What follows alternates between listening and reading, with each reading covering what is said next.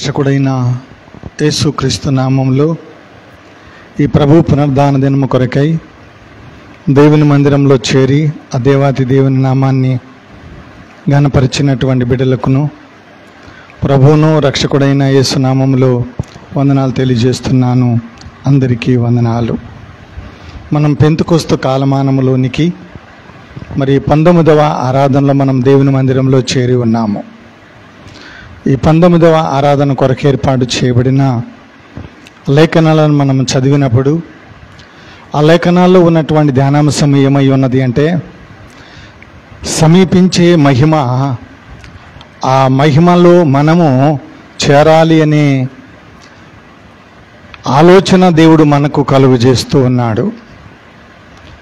దేవుని యొక్క నిత్యమైనటువంటి మహిమ ఆయన నమ్మినటువంటి బిడ్డలు కలిగి ఉండాలని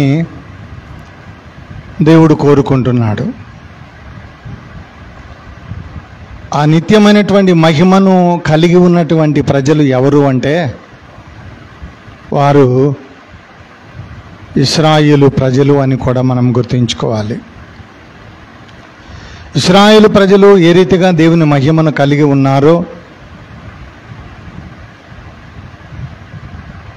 ఆ మహిమ ఏమైంది అంటే, వారి చుట్టూ ఉన్నటువంటి అన్యజనులకు ఆ మహిమ వారు తట్టుకోలేకపోయారు. ఆ మహిమలో వారు మరి ప్రవేశింపలేకపోయారు. కనుకనే దేవుని యొక్క మహిమ ఒక మనుషుడు కలిగి ఉండాలి అంటే ఏ రీతిగా మహిమను కలిగి ఉండగలమో అని మనం ఆలోచన చేసినప్పుడు, ఆ మహిమ ఏమై ఉన్నది అంటే,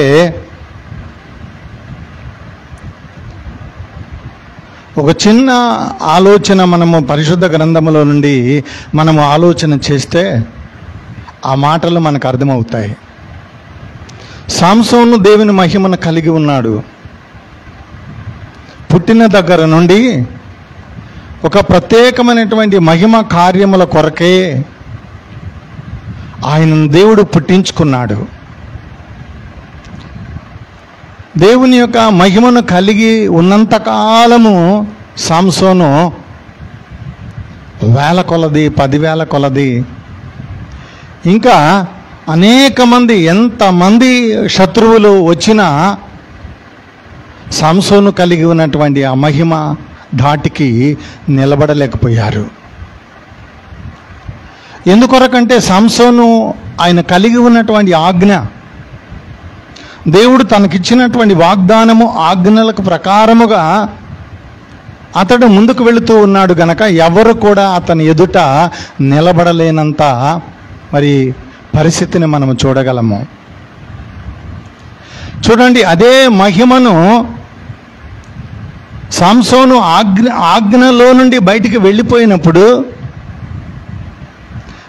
తనలో ఉన్నటువంటి దేవుని మహిమ కూడా బయటికి వెళ్ళిపోయింది. మహిమను కోల్పోయినటువంటి సాంసోను ఆయన జీవితాన్ని మనం చూస్తే నిర్జీవమైనటువంటి దేహాన్ని, నిర్జీవమైనటువంటి మరి శరీరాన్ని, ఆత్మను కలిగి ఉన్నట్లుగా మనం చూడగలమండి. చూడండి, దేవుని యొక్క మహిమ మనలో నుండి బయటికి వెళ్ళిపోతే పేరుకు, రూపానికి మనము జీవిస్తూ ఉన్నట్లుగా కనబడగలము. కానీ మహిమను ఎప్పుడైతే మనం కోల్పోతున్నామో అప్పుడే మనము నిర్జీవమైనటువంటి జీవితానికి మనము కలిగి ఉంటూ ఉన్నాం. నిర్జీవమైనటువంటి జీవితం అంటే మరణముతో కూడుకున్నటువంటి జీవితం అది. అలాంటి మహిమ కలిగినటువంటి దేవుని ప్రజలుగా ఇశ్రాయేలీయులు ఆ దేవునికి మహిమకు కారణముగా ఉండాలని దేవుడు కోరుకొని వారికి ఎత్తైనటువంటి ఒక స్థలములో ఏర్పాటు చేసినటువంటి దేశమే పాలు తేనెలు ప్రవహించు దేశము.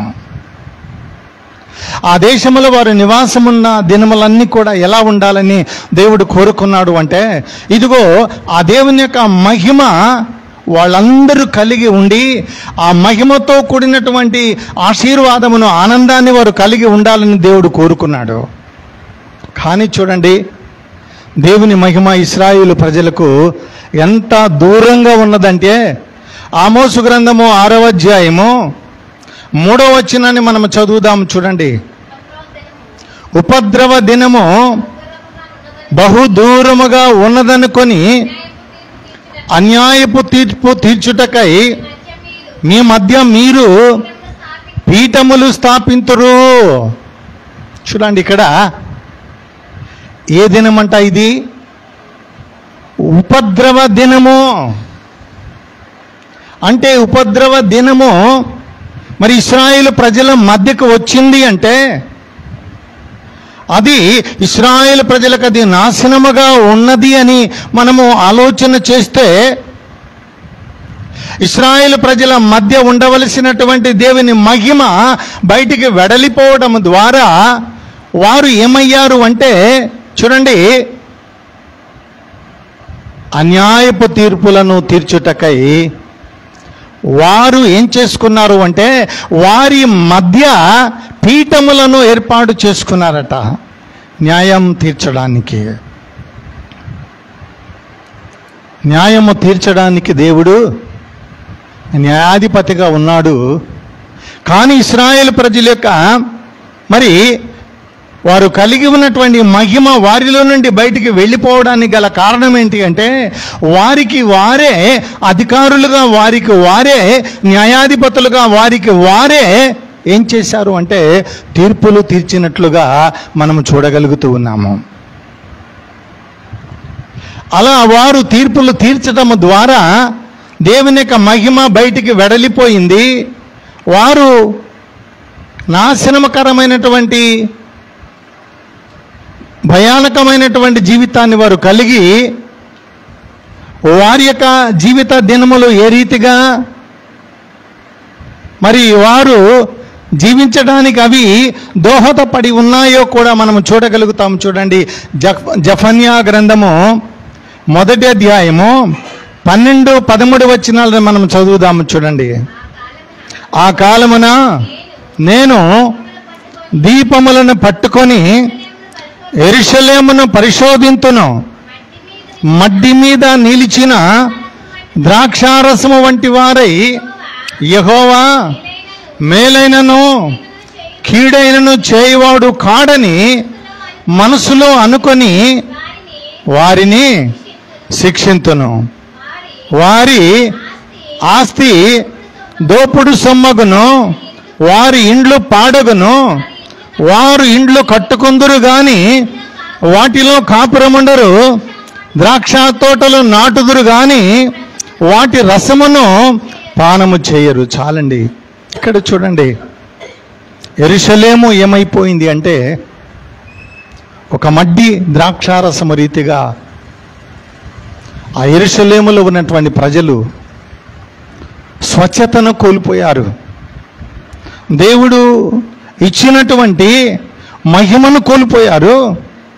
కనుకనే ఏమవుతూ ఉన్నది అంటే, ఇదిగో యెహోవా మరి మేలైనను కీడైనను చేయవాడు కాడని మనసులో అనుకొని ఏం చేశారు అంటే, ఇదిగో మరి దోపుడు సొమ్మును వారు ఆశపడి దోచుకొని వాటి ద్వారా నివాసములను కట్టుకొని వాటి ద్వారా మరి తోటలను నాటి వాటి ఫలములను బహుగా అనుభవించాలని వారు కోరుకున్నారే కానీ వారి యొక్క జీవనం ఏమైంది అంటే దేవుడు లేక పాడైపోయినటువంటి స్థితిని మనం అక్కడ చూడగలుగుతూ ఉన్నాము. మనము జీవించుచూ ఉన్నాము అంటే ఆ జీవితము దేవుని యొక్క మహిమతో కూడుకొని ఉంటేనే మనము జీవించుచూ ఉన్నటువంటి జీవితానికి సార్థకమండి. మనము జీవించుచూ ఉన్నాము కానీ దేవుని మహిమ గనక మన మధ్య లేకుండా, మనలో లేకుండా ఉండటం ద్వారా నిర్జీవమైనటువంటి స్థితిని మనము కలిగి ఉన్నాము గనుక ఆ స్థితి దేవునికి వ్యతిరేకమై ఉన్నది అని కూడా మనం గుర్తుంచుకోవాలి. అందుకే చూడండి, ఆమోసు గ్రంథము 6వ అధ్యాయము 4వ వచనము దగ్గర నుండి 6వ వచనం వరకు మనం చదువుదాం. చూడండి.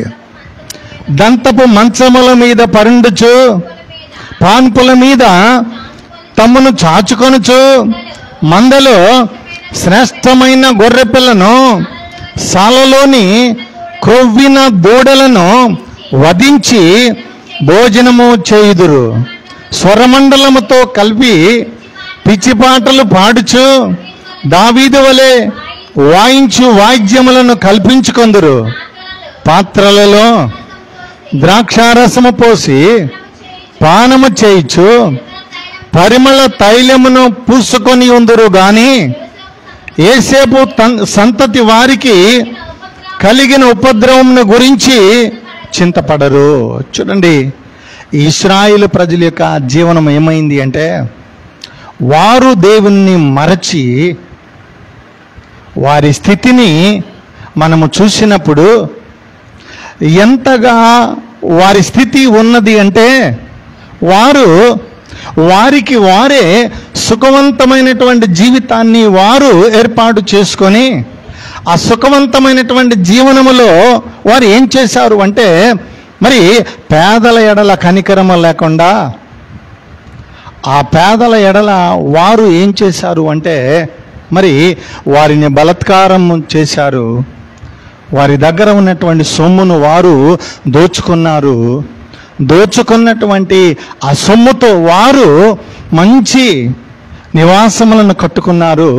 మంచి పరుపులతో కూడినటువంటి మరి పందిరి మంచముల మీద వారు పరుండి వారు చేసినటువంటి ఘాతకము చూడండి. దేవాలయములో ఉంచబడినటువంటి ఉపకరణములలో వారు ద్రాక్షారసము పోసుకొని త్రాగి వారు ఆనందిస్తూ ఉన్నారట. అయితే ఉగ్రత రాబోతూ ఉన్నటువంటి ఉగ్రతను గూర్చి ఆలోచన వారు ఎన్నడూ కూడా చేసినట్లుగా మనము చూడలేమండి. ఈ ప్రవక్తల గ్రంథాలలో మనము చదువుతున్నటువంటి ప్రతి మాట ఇశ్రాయేలు ప్రజలు దేవునికి ఏ రీతిగా వ్యతిరేకముగా తిరుగుబాటు చేశారో, ఏ రీతిగా దేవునికి వ్యతిరేకముగా వారి జీవనాన్ని కొనసాగించి సుఖవంతమైనటువంటి జీవితాన్ని వారు కోరుకొని వారు ఏం చేయబడ్డారు అంటే, చూడండి, ఆ ఉపద్రవ దినములోనికి వారు ప్రవేశించట ద్వారా వారి జీవితాలు పాడైపోయి నాశనకరమైనటువంటి జీవితాన్ని వారు కలిగి ఉన్నారు. ఎందుకు ఈ రీతిగా వారు అలాంటి నాశనకరమైనటువంటి జీవితాన్ని ఎందుకు వారు కలిగి ఉన్నారు అంటే, దేవుడు ఇశ్రాయేలు ప్రజలకు ఇచ్చినటువంటి 10 ఆజ్ఞలలో మరి ఆజ్ఞలు కలిగి ఉండవలసినటువంటి ప్రజలు దేవుని ఆజ్ఞలకును వ్యతిరేకమైనటువంటి జీవితాన్ని వారు జీవించట ద్వారా దేవుని మహిమ వారిలో నుండి వెడలిపోవడం ద్వారా వారు ఏం చేయబడ్డారు అంటే, ధనికులు ఇంకా అధికమైనటువంటి ధనమును సంపాదించుకున్నారు. పేదవాడిగా ఇంకా దారిద్ర్యాన్ని అనుభవిస్తున్నట్లుగా మనం అక్కడ చూడగలుగుతూ ఉన్నామండి. అందుకే చూడండి, యేసుక్రీస్తు ప్రభువారు ఆయన చెప్పినటువంటి ఒక మాటను మనం చదువుదాం. ఆయన కొండ మీద ప్రసంగం చేసినటువంటి మాటలలో మరి 5వ అధ్యాయము 4వ వచనం, మత్తయి రాసిన శుభవార్త 5వ అధ్యాయము 4వ వచనాన్ని మనం చదువుదాం. చూడండి, దుఃఖపడువారు ధన్యులు, వారు ఓదార్చబడుదురు. చూడండి, యెరూషలేము ఏమైపోయింది అంటే, ఇదిగో ఆ యెరూషలేముకున్నటువంటి సౌందర్యము, ఆ యెరూషలేములో నివాసం ఉంటున్నటువంటి ప్రజలు కోల్పోయారు. యెరూషలేము ఏమైపోయింది అంటే పాడు దిబ్బగా మిగిలిపోయింది. యెరూషలేము ఏమైపోయింది అంటే ఇదిగో సమూలముగా నాశనము చేయబడింది. దీనంతటికీ కారణము ఎవరు అంటే, ఇశ్రాయేలు ప్రజలను మరి ఇశ్రాయేలు ప్రజలుగా వారు దేవుని యొక్క మహిమను చాటి జీవించవలసినటువంటి వారు ఆ మహిమకు వ్యతిరేకమైనటువంటి జీవితాన్ని వారు కలిగి ఉన్నారు గనక వారు ఏం చేశారు అంటే పేదలను, అంగహీనులను, దరిద్రులను, తండ్రి లేని వారిని, ఇంకా పరదేశులను వాళ్ళందరినీ కూడా చిత్రహింసల పాలు చేసి వారికున్నటువంటి ఆస్తిని వారు దోచుకొని వారి మీద మరి ఏం చేశారు అంటే ఇదిగో వ్యతిరేకమైనటువంటి మాటలు మాట్లాడి దేవునికే వారు దూరస్తులుగా మిగిలిపోయినటువంటి సమయం అని కూడా మనం జ్ఞాపకం ఉంచుకోవాలి. వారు సుఖాన్నే కోరుకున్నారే కానీ, వారి సంతోషాన్నే కోరుకున్నారే కానీ, వారి సౌఖ్యాన్ని వారు కోరుకున్నారే కానీ, వారు తిని త్రాగడమే, తృప్తి చెందడమే, వారు సుఖమే వారు కోరుకొని వారి ఆనందములోనే వారు జీవనాన్ని కొనసాగించారే కానీ ఎన్నడూ కూడా పేదలైన వారి వైపునకు వారు మనసు పెట్టలేదు. పేదలైన వారికి ఎన్నడూ కూడా వారు సహాయం కూడా చేయలేదు. అందుకే ఇక్కడ యేసుక్రీస్తు ప్రభువారు ఆయన చెప్తున్నటువంటి మాట ఏంటి అంటే, దుఃఖపడువారు ధన్యులు, వారు ఓదార్చబడతారు. యెరూషలేములో దంతపు మంచముల మీద వారు పరుండి వారు ఇదిగో ద్రాక్షారసము పానము చేస్తూ ఇంకా పేదల ఎడల, ఇంకా దరిద్రుల ఎడల వారు ఎంతగానో వారిని చిత్రహింసలు పాలు చేస్తే, ఆ దరిద్రుల ఎడల, ఆ పేదల ఎడల మరి అంగవైకల్యము కలిగిన వారి మీద దేవుని యొక్క కృప ఎంతగా తోడుగా ఉన్నది అంటే, వాళ్ళు ఎంతగా దుఃఖపడి, ఎంతగా వారు వేదన పడ్డారో, ఎంతగా బాధను అనుభవించారో అంతగా వారికి దేవుని ఆదరణ వస్తుంది, సంతోషం ఇస్తాను అని దేవుడు మాట్లాడినటువంటి మాటను మనం ఇక్కడ చూడగలుగుతూ ఉన్నామండి. అందుకే చూడండి, యేసుక్రీస్తు ప్రభువారు ఆయన మరి మాట్లాడినటువంటి మాటలు, సువార్తల్లో వ్రాయబడి ఉన్నటువంటి ప్రతి మాటను మనము చదివితే, ఆయన మాట్లాడినటువంటి ప్రతి మాట ఎవరిని గూర్చి ఆయన మాట్లాడాడు అంటే, ఇదిగో ఇశ్రాయేలు ప్రజలుగా వారు ఎత్తైనటువంటి స్థలముల మీద కూర్చొని ఉండి వారు అన్యాయపు తీర్పులు తీర్చి, ఇదిగో దేవునికి వ్యతిరేకమైనటువంటి జీవితాన్ని వారు కలిగి దేవుని మహిమను వారు కోల్పోయినటువంటి ఆ సందర్భాన్ని బట్టి దేవుడు అనేక రీతులుగా వారికి ఉపమాన రీతిగా వారికి దేవుని వాక్యాన్ని బోధించాడండి. బోధించి మరలా తిరిగి దేవుని యొక్క రాజ్యము వారి మధ్య ఉండాలని దేవుడు కోరుకున్నాడు. అందుకే లూకా వ్రాసినటువంటి శుభవార్త 16వ అధ్యాయము, లూకా వ్రాసినటువంటి శుభవార్త 16వ అధ్యాయము 19 నుండి 24 వచనాల మధ్య ఉన్నటువంటి మాటలను మనం చదివితే, అక్కడ కనికరము లేని ధనవంతుడు అనే ఒక వ్యక్తిని మనకు అక్కడ దేవుడు పరిచయం చేస్తున్నాడు. ఇతడు ఎవరు అంటే గొప్ప ధనవంతుడై ఉన్నాడు. కానీ ఆ ధనవంతునిలో ఏమి లేదు అంటే, ఇదిగో దేవుని యొక్క మహిమ లేదు గనక, ఇదిగో తన హృదయంలో ఏమున్నది అంటే, ఇదిగో తాను కుటుంబము, తన యొక్క మరి అన్నదమ్ములు, తనకున్నటువంటి బంధువులు, మిత్రులే కానీ ఇంకా ఈ పేదల పట్ల కానీ, అంగవైకల్యము కలిగిన వారి పట్ల కానీ, ఇంకా దరిద్రులుగా జీవిస్తున్నటువంటి వారి పట్ల కానీ ఎన్నడూ కూడా అతడు కనికరము చూపలేదండి. అందుకే చూడండి, ఆ ధనవంతుని ఇంటి వాకిట ముందర ఒక దరిద్రుడు, చూడండి ఆ ధనవంతుని ఇంటి వాకిట ఉన్నటువంటి ఒక వ్యక్తి, అతడు ఎవరు అంటే అతడు ఒక దరిద్రుడు అని మనం అక్కడ చూస్తున్నాము. పేదవాడు, కట్టుకుంటానికి వస్త్రం లేదు, తినడానికి ఆహారం లేదు, త్రాగడానికి నీరు లేదు, వాడు నివాసం ఉండడానికి నివాసము కూడా లేదు.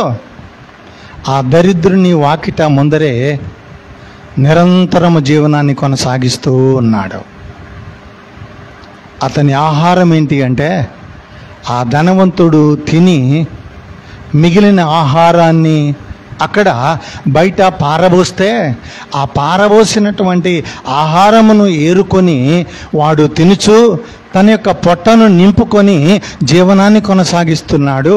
ఆ దరిద్రుడుగా ఉన్నటువంటి ఆ పేదవాడు తన దేహమంతా కూడా ఏమున్నది అంటే ఇదిగో కురుపులతో నిండి ఉన్నది. కురుపులతో నిండి ఉన్నటువంటి ఆ దేహములో నుండి, ఆ కురుపుల్లో నుండి ఏమొస్తున్నదంటే చీము కారుతూ ఉన్నది.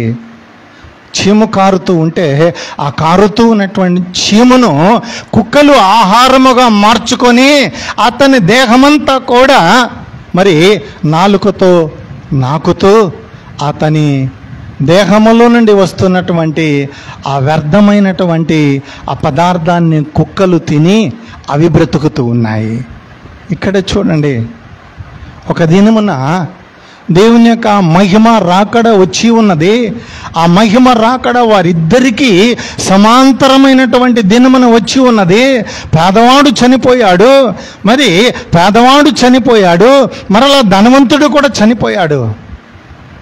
వీళ్ళిద్దరూ చనిపోయిన తరువాత వీళ్ళిద్దరూ వారు కలిగి ఉన్నటువంటి ఆత్మలు వేరు వేరు స్థలాలకు వెళ్ళిపోయాయి. పేదవాడుగా ఉన్నటువంటి వ్యక్తి, అతని ఆత్మ దేవదూతలు వచ్చి కొనిపోయి ఇదిగో దేవుని యొక్క మహిమ రాజ్యములో ఉంచి అక్కడ నిరంతరము ఆనందించే జీవితాన్ని ఆ పేదవాడు కలిగి ఉన్నాడు, ఆ దరిద్రుడు కలిగి ఉన్నాడు.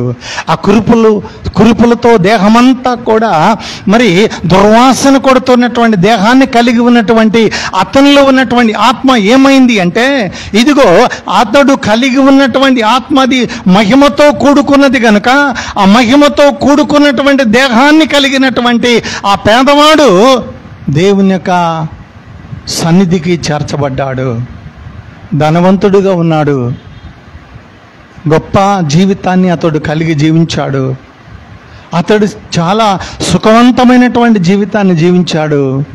ఇదిగో తన దేహము చాలా సుందరముగా, అందంగా, చాలా మరి సువాసన కొట్టే రీతిగా తన దేహాన్ని ఉంచుకున్నాడు.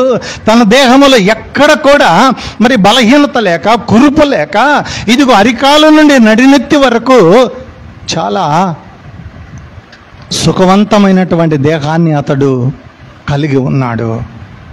అతనికి కూడా ప్రభు యొక్క మహిమ రాకడ ఆ దేహానికి వచ్చింది. వస్తే అతడు కలిగి ఉన్నటువంటి ఆ దేహములో దేవుని మహిమ లేదు గనక అతడు ఎక్కడికి కొనిపోబడ్డాడు అంటే పాతాళములోనికి అతని యొక్క ఆత్మ కొనిపోబడింది. ఇక్కడ చూడండి, ఇద్దరు వ్యక్తులను మన మధ్య దేవుడు ఉంచాడు. ఇద్దరు వ్యక్తులలో ఒక వ్యక్తి ఏమో గొప్ప ధనవంతుడు, అతనికి కొదువు అనేది, కొరత అనేది లేదు, సమృద్ధి కలిగినటువంటి జీవితాన్ని అతడు జీవిస్తున్నాడు. ఆ ఇంటి ఎదుటనే ఉండినటువంటి ఒక దరిద్రుడు అనబడే ఒక వ్యక్తి, అతనికి క్షేమము లేదు, ఆహారము లేదు, నీళ్లు లేదు, నివాసము లేదు, నిరంతరము అక్కడే అతని జీవనాన్ని కొనసాగిస్తున్నాడు. కానీ అతని హృదయంలో ఏమున్నది అంటే దేవుని మహిమను అతడు తన హృదయంలో ఉంచుకున్నాడు. కనుకనే చూడండి, కనికరము చూపనటువంటి వాడు, కనికరము నా పట్ల చూపు దేవా అని దేవుని దగ్గర ప్రార్థన చేస్తున్నాడండి. ఈ ధనవంతుడు చనిపోయి పాతాళములోనికి వెళ్ళిపోయిన తరువాత అక్కడ ఆ పాతాళములో ఉన్నటువంటి వేదన, బాధ అంతా కూడా ఆత్మ అనుభవిస్తూ ఉన్నప్పుడు ఇతడు ఏమంటున్నాడు అంటే, అబ్రహామా, నా మీద కొంచెము కనికరము చూపు అంటున్నాడు. నీ దగ్గర ఉన్నాడు చూడు, ఆ పేదవాడు అనబడే ఆ వ్యక్తి నీ దగ్గరకు చేరాడు. నేను ఇక్కడ ఈ పాతాళములో నరక వేతనం నేను అనుభవిస్తున్నాను కనుక ఇదిగో ఈ పాతాళములో నేను అనుభవిస్తున్నటువంటి వేదన నాకు ఇదిగో దప్పికను కలుగజేస్తున్నది, నాకు దాహమేస్తున్నది కనుక నీ దగ్గర ఉన్నటువంటి ఇదిగో ఆ పేదవాడైనటువంటి ఆ వ్యక్తిని నా దగ్గరకు పంపించు. అతడు చిటికెన వేలుతో ఒక నీటి బొట్టు నా నాలుక మీద వేస్తే ఈ వేదనకరమైనటువంటి జీవితం ఏమైపోతుంది అంటే మారిపోయి, అలా మారిపోవడానికి నీవు నా పట్ల కనికరము చూపు, ప్రేమను చూపు అని బతిమలాడుతూ ఉన్నాడు. బతిమలాడుతూ ఉంటే అక్కడ అబ్రహాం అంటూ ఉన్నాడు, అయ్యా ఇదిగో మా దగ్గర ఉన్న వాళ్ళు నీ దగ్గరకు రావడానికి వీల్లేదు, ఇదిగో నీవు మా దగ్గరకు రావడానికి ఎంత మాత్రం వీల్లేదు, కనుక ఆ వేదనకరమైనటువంటి స్థలములో నీవు ఆ వేదనను అనుభవించాల్సిందే. అనుభవించకుండా తప్పించుకోవడానికి ఎంత మాత్రమో వీల్లేదు అని చెప్పి అక్కడ చెప్పినటువంటి మాట.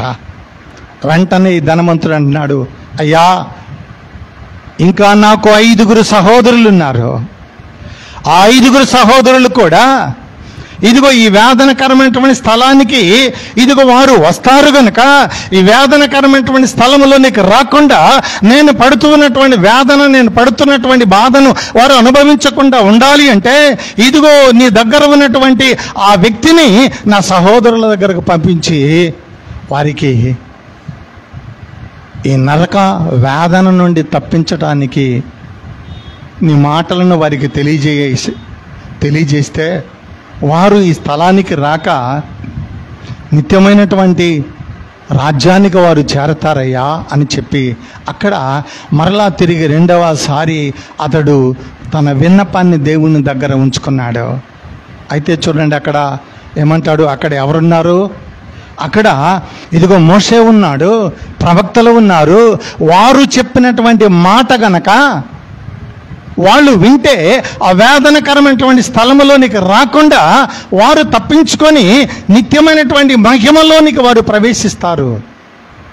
కనుక ఒకసారి పరలోకానికి వచ్చిన వ్యక్తి అయినా, ఒకసారి నరకములోనికి వెళ్ళిన వ్యక్తి అయినా మరలా తిరిగి భూమి మీదకి వెళ్ళడానికి ఎంత మాత్రము కూడా వీలు కాదు అని చెప్పి ఆయన చెప్పినటువంటి మాట. చూడండి, మానవులుగా మనం జీవిస్తున్నటువంటి దినాలలో దేవుడు మనకు అనుగ్రహించినటువంటి ఈ జీవితంలో ఉన్నటువంటి దేవుని మహిమకు మనము కారణముగా జీవించాలే కానీ ఆ మహిమను కోల్పోయి మనము జీవిస్తే మన జీవితం చాలా ఇదిగో దుర్భరమైపోతుంది. ఎవరు కూడా ఆ వేదనకరమైనటువంటి స్థలంలో నుండి బయటికి రావడానికి వీలు కాదు అని కూడా మనం గుర్తుంచుకోవాలి. అందుకే యేసుక్రీస్తు ప్రభు వారు పలికినటువంటి మరొక మాట కూడా మనం చదువుకుందాము. చూడండి, మత్తయి రాసినటువంటి శుభవార్త 5వ అధ్యాయం 7వ వచనాన్ని చదువుదాము. చూడండి, మత్తయి రాసినటువంటి శుభవార్త 5వ అధ్యాయం 7వ వచనము, కనికరము గలవారు ధన్యులు, వారు కనికరము పొందుదురు. చూడండి, ఈ ధనవంతుడు అనబడే వ్యక్తి ఎన్నడ కూడా తన ముంగిట కూర్చున్నటువంటి ఆ పేదవాని విషయమై ఎన్నడ కూడా కనికరము చూపలేదండి, జాలి పడలేదండి. కనికరము చూపక, జాలి పడక ఇదిగో తాను పొందుతున్నటువంటి సుఖమే, తాను పొందుతున్నటువంటి ఆనందమే, ఇదిగో తాను భుజిస్తున్నటువంటి ఆహారమే, ఇదిగో తాను కలిగి ఉన్నటువంటి నివాసమే, అవన్నీ కూడా సమృద్ధి కలిగినటువంటి జీవితం అని అనుకున్నాడు. కానీ అది సమృద్ధి కలిగినటువంటి జీవితం కాదు, అది అసమృద్ధితో కూడుకున్నటువంటి జీవితం. కనుక దేవుడు మాట్లాడుతున్నాడు, నీకు దేవుడు అనుగ్రహించినటువంటి ఆయుష్ దినములలో ఇదిగో ఈ భూమండలం మీద జీవిస్తున్నటువంటి మనము మన ఎడల ఎంతగా మనల్ని మనం ప్రేమించుకుంటున్నామో, మన ఎడల మనం ఎంత కనికరము కావాలని మనం కోరుకుంటున్నామో అదే కనికరము, అదే ప్రేమ, అదే జాలి మనకంటే ఇంకా బలహీనముగా ఉన్న వారి పట్ల, మనకంటే ఇంకా దారిద్ర్యాన్ని అనుభవిస్తూ ఉన్న వారి పట్ల మనము కలిగి ఉండాలని దేవుడు కోరుకుంటున్నాడు. అందుకే చూడండి, ఇశ్రాయేలు ప్రజల యొక్క జీవనం ఏమైపోయింది అంటే మేము గొప్పవారిమి, మేము ఇదిగో అనేకులకు మేము మాదిరికరముగా మా జీవితం ఉన్నది అని వారు అనుకుంటూ ఉన్నటువంటి సమయంలో యేసుక్రీస్తు ప్రభు వారిని గురించి మాట్లాడినటువంటి మరొక మాట మనం చదువుదాము. చూడండి, ఇదిగో మత్తయి రాసినటువంటి శుభవార్త 7వ అధ్యాయము 1-2 వచనాలను మనం చదువుదాము. చూడండి, మీరు తీర్పు తీర్చకుడి, అప్పుడు మిమ్మును గూర్చి తీర్పు తీర్చబడదు. మీరు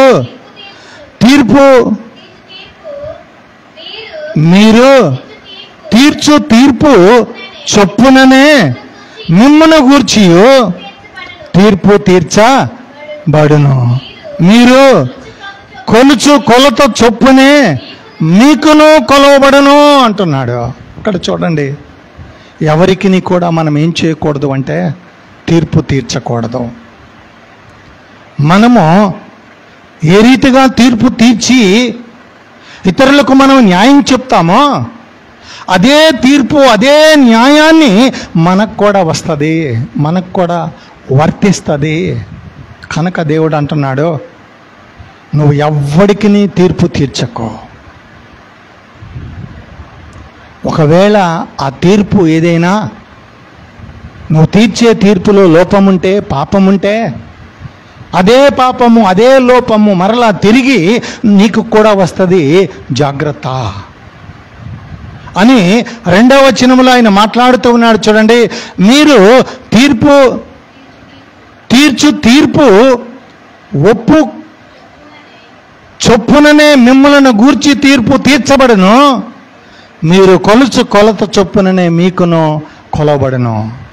అందుకే అంటున్నాడు పౌలు ఇదే మాటలను ఏ రీతిగా ఆయన మాట్లాడుతూ ఉన్నాడు. చూడండి, ఆయన పౌలు అంటున్నాడు, మీరు ఎవరికి తీర్పు తీర్చినా తీర్పు తీర్చకపోయినా మీ జీవితం ఎలా ఉండాలి అంటే సంతృప్తి కలిగినటువంటి జీవితాన్ని నువ్వు కలిగి జీవించు.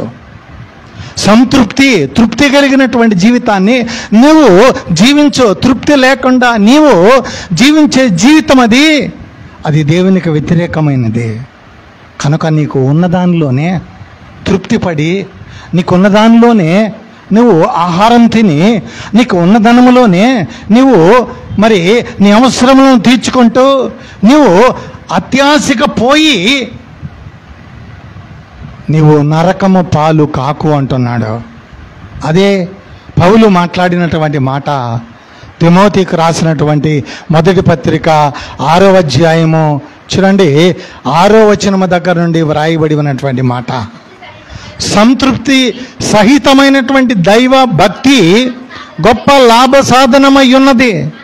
మనం ఈ లోకములోనికి ఏమీయూ తేలేదు, దీనిలో నుండి ఏమీయూ తీసుకొని పోలేము. కాగా అన్నవస్త్రముల గలవారమై ఉండి వాటితో చాలమ్మా. చూడండి, ఈ లోకములోనికి ఏమి మనం తీసుకొని రాలేదు, మరలా తిరిగి ఏమి తీసుకొని పోలేము. కనుక మనకున్నటువంటి ధనముతోనే తృప్తి చెందాలి. కానీ లోకమలా లేదే. 100 రూపాయలు కలిగిన వాడు 1000 రూపాయలు కలిగి ఉండాలి అనుకుంటున్నాడు. 1000 రూపాయలు కలిగి ఉన్నవాడు 10,000 కావాలని కోరుకుంటున్నాడు.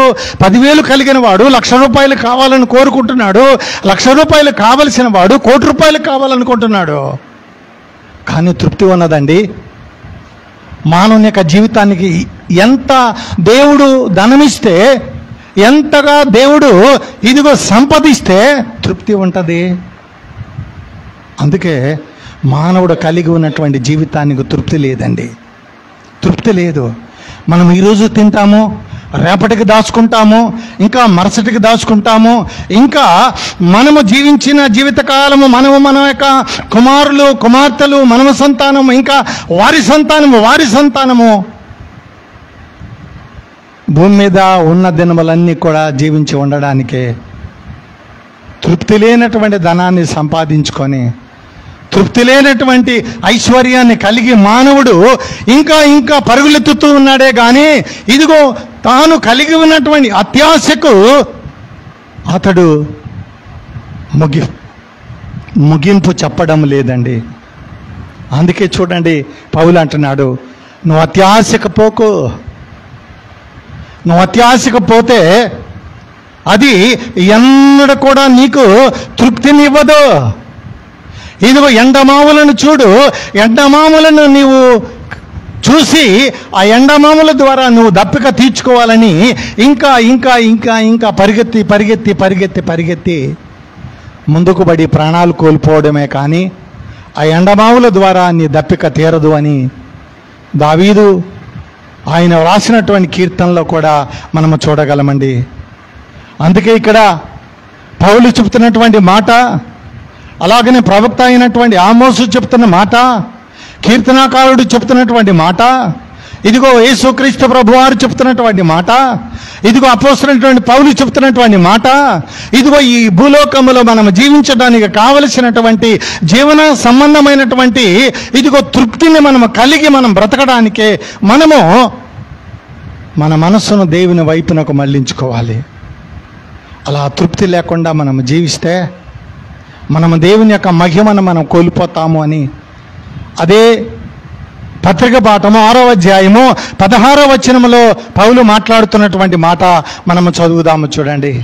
సమీపింపరాని తేజస్సులో ఆయన మాత్రమే వసించుచు అమరత్వము గలవాడై ఉండి మనుషులలో ఎవడునో ఆయనను చూడలేదు, ఎవడునో చూడ నేరడు, ఆయనకు ఘనతయు శాశ్వతమైనటువంటి ప్రభావములు కలిగి ఉండును గాక. ఆమేన్ అంటున్నాడు. ఇదే మరి పౌలు తిమోతికి చెప్తున్నాడు. చూడండి, తిమోతికి చెప్తున్నటువంటి మాట, ఇదిగో మహిమ ఉన్నది, ఆ మహిమలోనికి నీవు ప్రవేశించాలి అంటే నీవు అందరి ఎడల నీవు కనికరము చూపు అంటున్నాడు. అందరి ఎడల ప్రేమను చూపు. నీకు అప్పగించబడినటువంటి సువార్త, ఆ సువార్తను నువ్వేం చేయాలి అంటే ఇదిగో ఆ సువార్త వలన నీవు లాభాన్ని సంపాదించుకోవాలని నువ్వు కోరుకోక నువ్వు ఎలా ఉండాలి అంటే నీకు కలిగి ఉన్న దాన్ని బట్టే నువ్వు సంతృప్తి చెందు అంటున్నాడు. అందుకే చివరి మాటల్లో మనము చూస్తే 21వ వచనములో అంటాడు, ఓ తిమోతి, నీకు అప్పగించబడిన దానిని కాపాడి అపవిత్రమైన వట్టి మాటలకు జ్ఞానమని అబద్ధముగా చెప్పబడిన విపరీత వాదములను దూరముగా ఉండుము.